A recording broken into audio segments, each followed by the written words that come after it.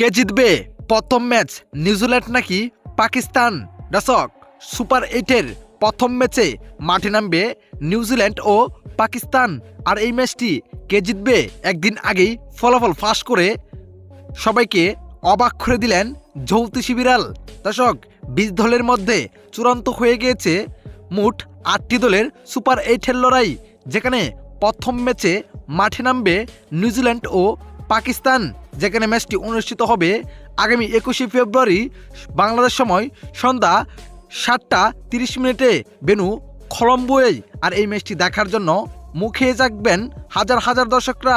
এদিকে ম্যাচ শুরুর আগেই ফলাফল ফাঁস করে দিল জ্যোতিষী বিড়াল, যেখানে তার সামনে 2টি পতাকা দেওয়া হয় নিউজিল্যান্ড ও পাকিস্তানের, যেখানে পাকিস্তানের পতাকাটি তুলে নিশ্চিত করে ফেলেন যে এই ম্যাচটি পাকিস্তানে জিততে যাচ্ছে।